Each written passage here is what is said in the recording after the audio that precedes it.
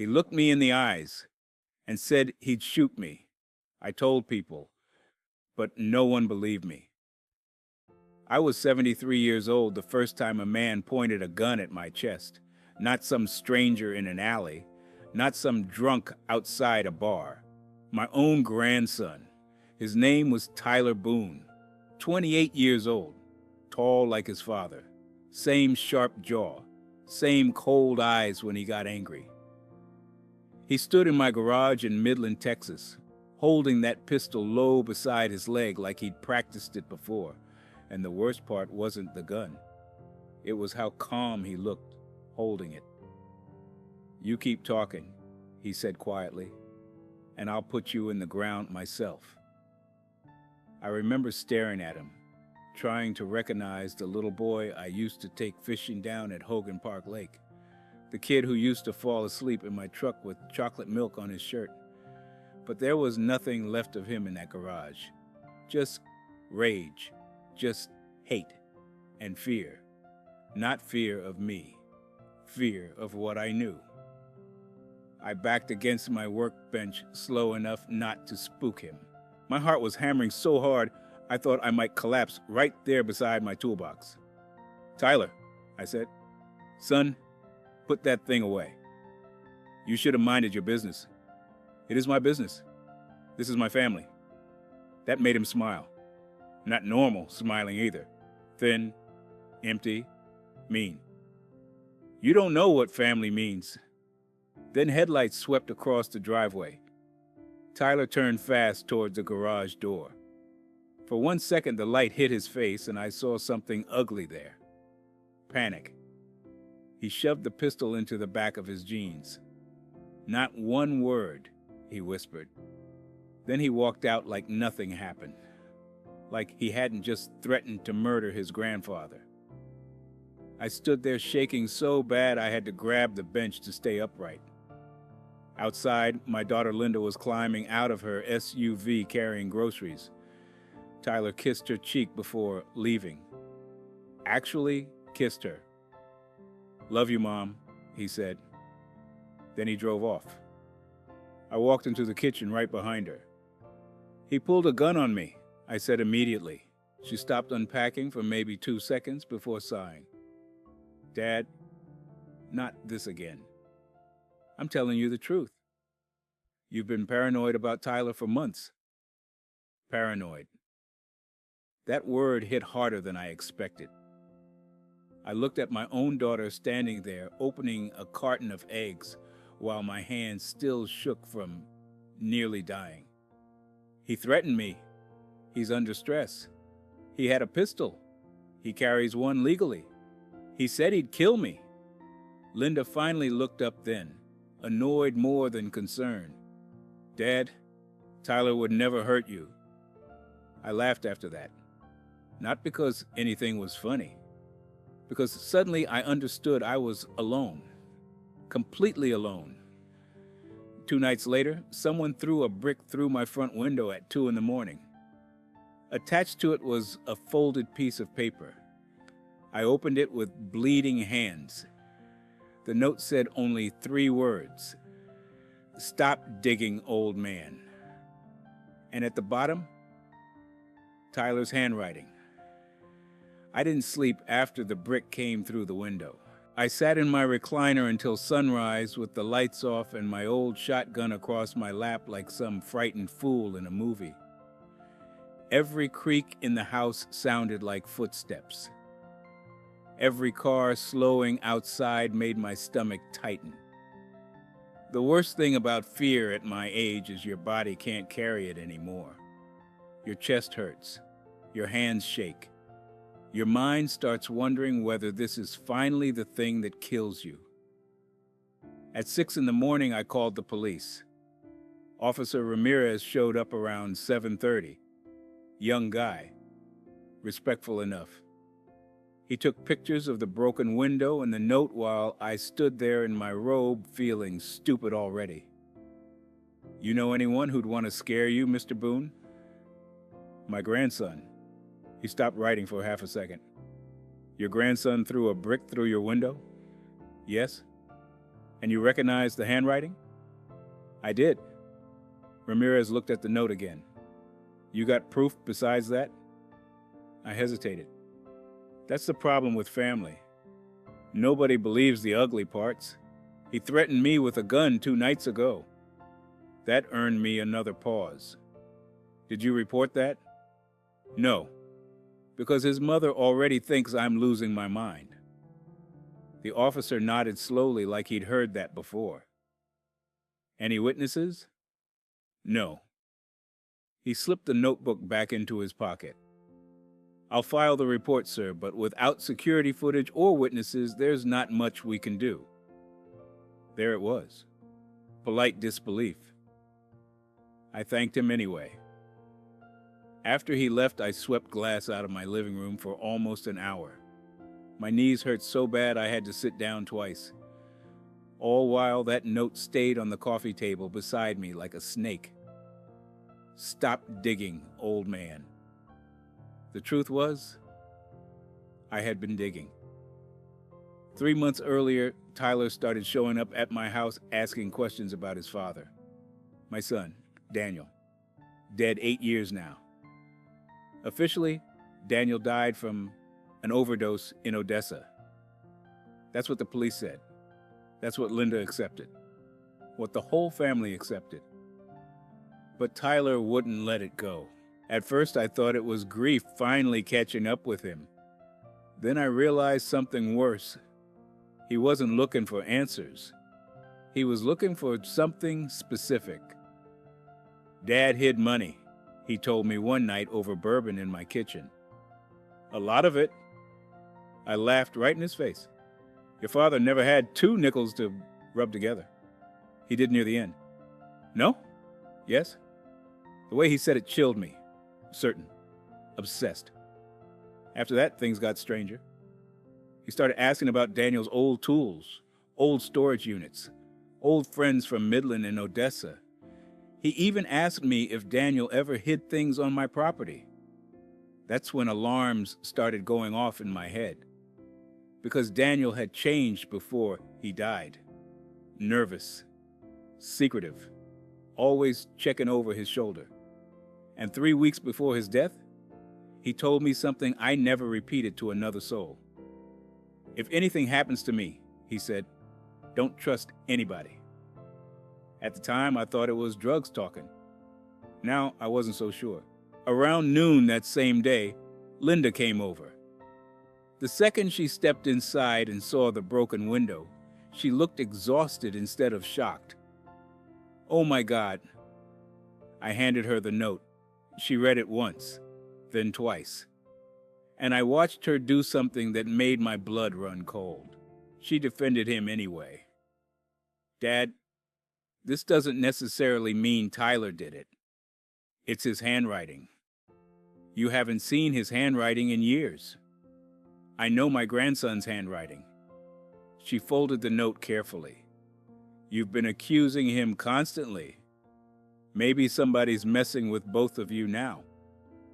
I stared at her. You think I threw a brick through my own damn window? I think you're upset and scared. And ever since you started talking about Daniel again, your son threatened to kill me. Tyler loved his father. So did I. The room went quiet after that. Then she said the one thing I still can't forgive. Maybe it's time you stop living alone. There it was. Not concern, not protection. The beginning of something else. And deep down, I think I knew it already. 3 days later, somebody broke into my garage. They didn't steal the lawnmower, didn't touch the tools, didn't take the old fishing gear hanging on the wall. They went straight for Daniel's boxes. Every single one had been ripped open and dumped across the concrete floor. Old photographs, tax papers, army records, receipts. Junk drawers from a dead man's life scattered everywhere like somebody had gone through them in a panic, looking for something. I stood there in silence while the morning heat rolled into the garage. Midland summers always smelled like dust and hot concrete.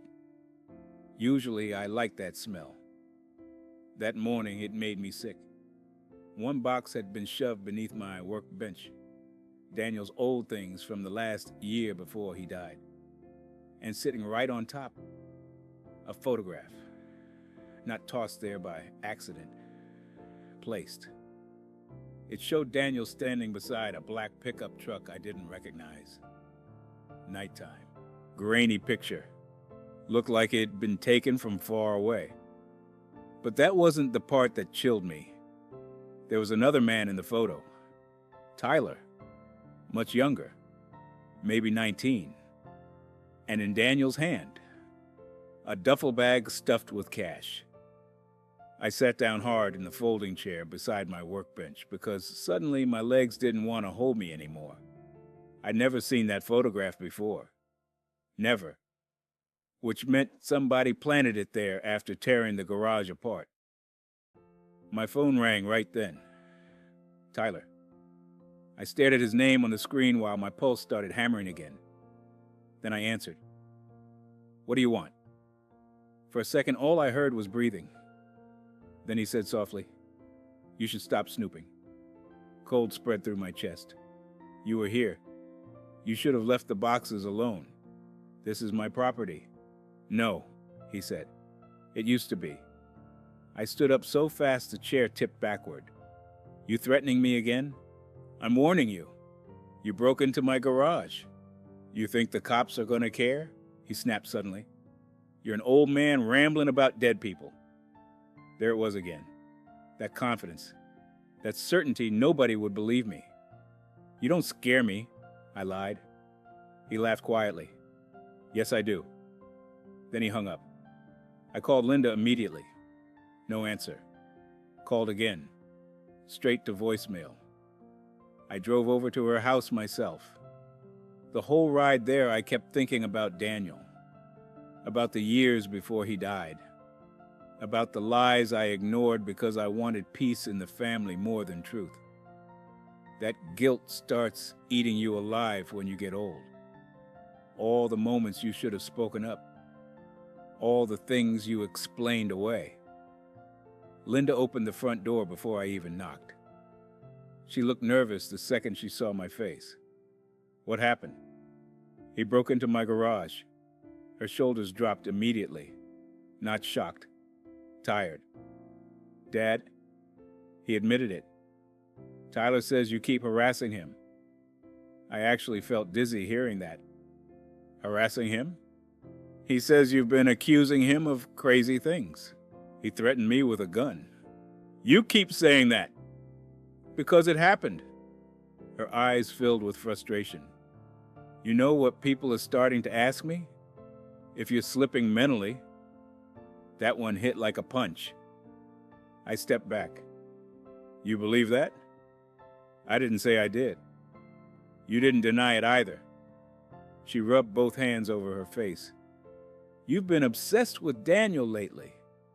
Digging through old boxes, talking about conspiracies, accusing Tyler of crimes. He knows something about his father. His father overdosed. No, I said quietly. I don't think he did. Silence. Real silence. Linda stared at me like I'd crossed some invisible line. Then behind her, I heard footsteps. Tyler appeared in the hallway, slow, calm, like he'd been listening the whole time. He looked me dead in the eyes again, exactly the way he had in my garage. And he smiled. Grandpa, he said softly, you really need to let this go. Then I noticed something hanging from his keychain. A small red motel tag. Odessa Pines, room 14. The exact motel where Daniel died. I didn't say anything for a moment. I just stared at that motel tag swinging from Tyler's keys while my heart pounded so hard I could hear blood rushing in my ears. Odessa Pines, room 14. Daniel died in that room 8 years ago. Officially, the report said accidental overdose. Case closed in 48 hours. But Tyler had been there. I knew it the second I saw his face. You kept it, I said quietly. Tyler looked down at the keychain like he forgot it was there. Then he smiled again. Just an old memory. Linda looked confused. What motel? Neither of us answered her. I stepped into the house before she could stop me. Tyler straightened immediately. You need to leave, he said. No, not until you tell me why you were there the night your father died. Linda froze. What? Tyler's jaw tightened. Grandpa's confused again. The hell I am. Dad? Linda said sharply. What are you talking about? I pointed at the motel tag. That motel is where Daniel died. Her face changed slowly. Fear, confusion, realization. Tyler stepped forward fast. It doesn't mean anything. Then answer the question. His eyes locked onto mine. And there it was again. That rage boiling just beneath the surface. I said leave. Linda grabbed his arm. Tyler. But he shook her off hard enough she stumbled backward against the wall. For 1 second, nobody moved. Then Tyler realized what he'd done. His expression shifted instantly. Softer. Controlled again. Mom, I'm sorry. Linda looked shaken more than hurt. I pointed at him. That's who he is. Right there. Stop it, Tyler snapped.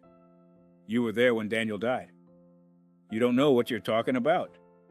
Then why keep the key tag for 8 years? Silence.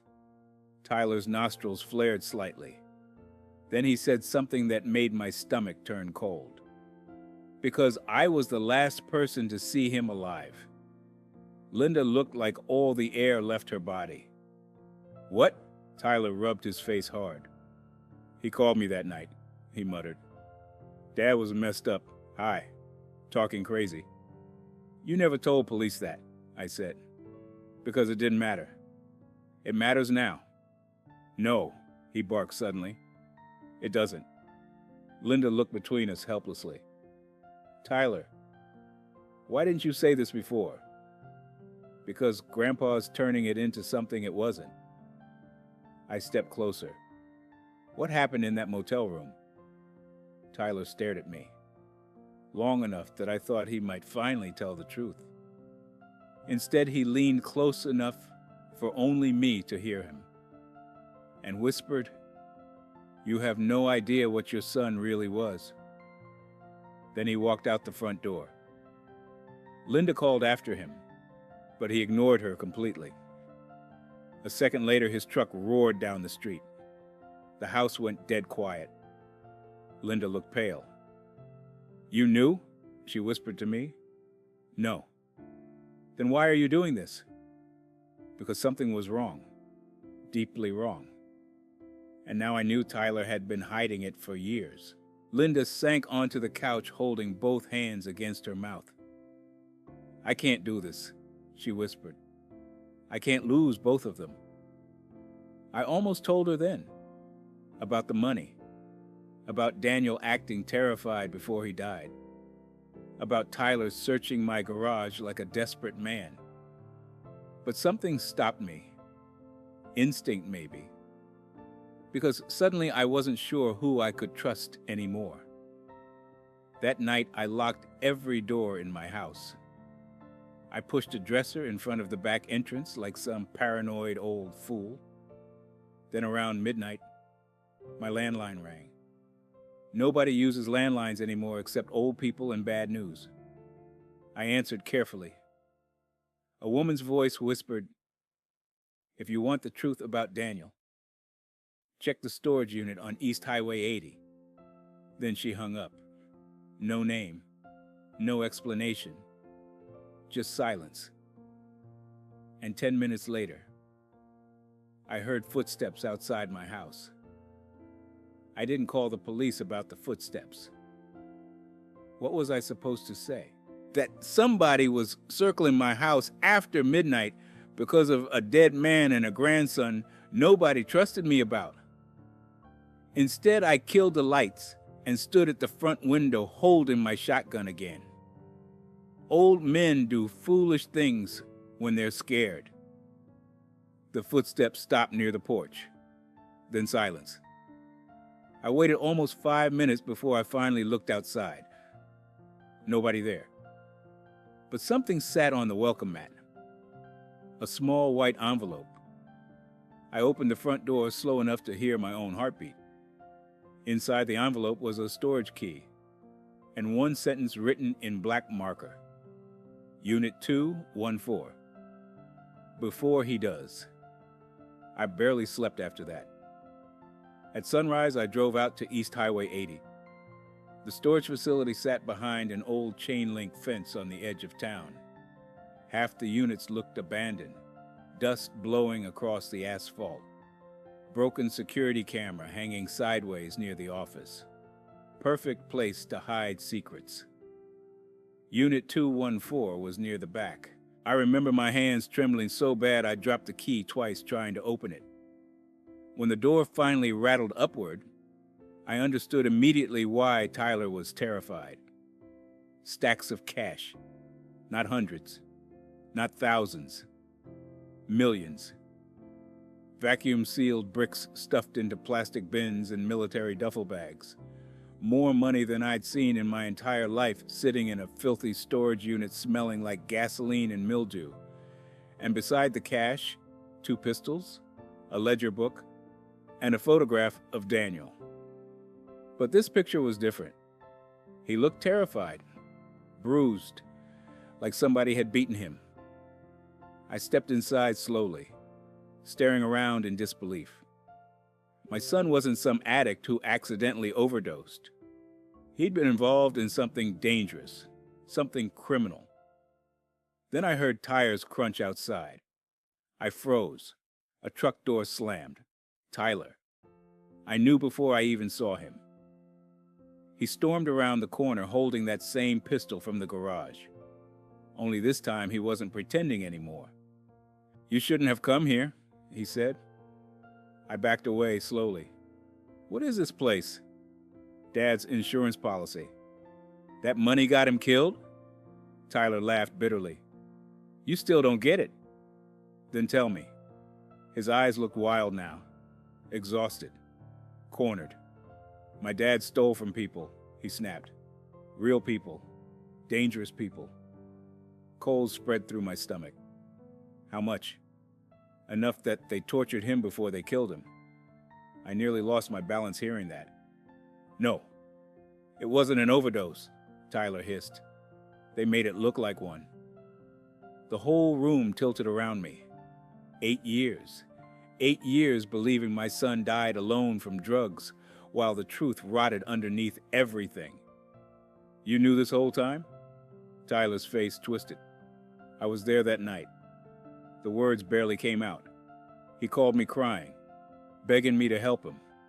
But by the time I got there, Tyler swallowed hard. They already worked him over.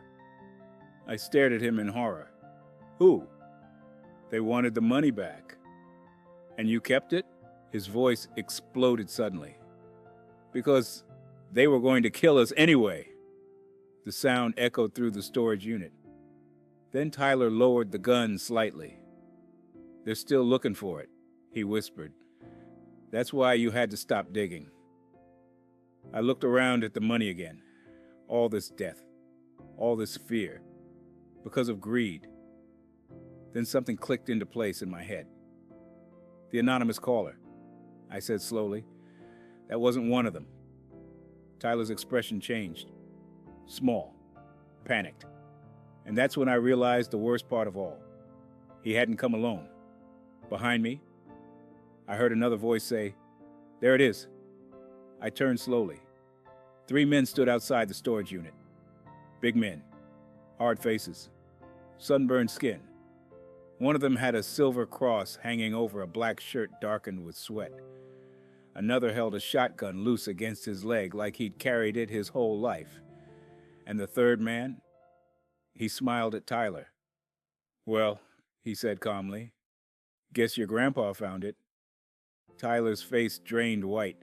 "You said nobody followed me." "We lied." The man with the cross stepped forward, eyes moving past Tyler straight to me. You must be Earl Boone. I couldn't speak. My mouth had gone dry. He nodded toward the cash. Your son caused a lot of problems. Tyler lifted the pistol immediately. Back up? The men barely reacted, like they'd expected it. The leader sighed almost sadly. Kid, you were supposed to bring us the old man. Instead, you brought us to the money. My stomach dropped. I looked at Tyler. Real fear flashed across his face then. No, he said. That wasn't the deal. Deal. The word hit me harder than the gun ever did. Tyler had set me up. Every threat. Every warning.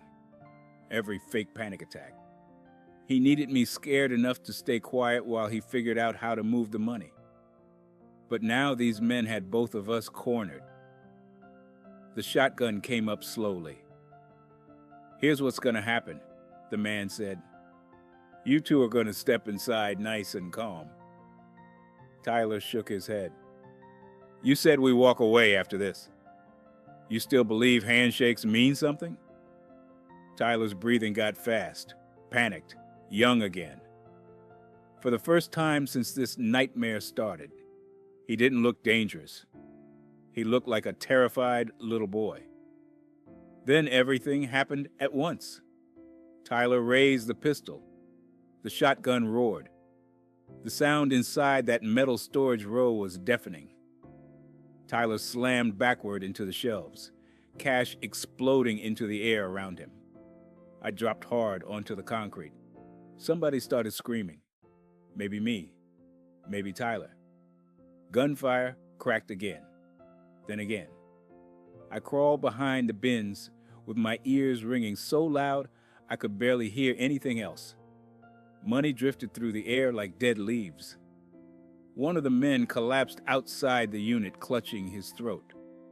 Another shouted, "He's got the damn gun!" Then a final shot split through everything. Silence. Heavy breathing. Boots scraping concrete. I looked up slowly from behind the bins. Tyler stood in the doorway, swaying on his feet, blood soaking through his shirt, the pistol shaking in his hand. Outside, 2 men weren't moving anymore. The third crawled toward a truck, leaving a dark trail behind him. Tyler looked down at me, tried to speak, then finally whispered, "Grandpa, they killed Dad because of me." And somewhere in the distance, sirens started getting closer.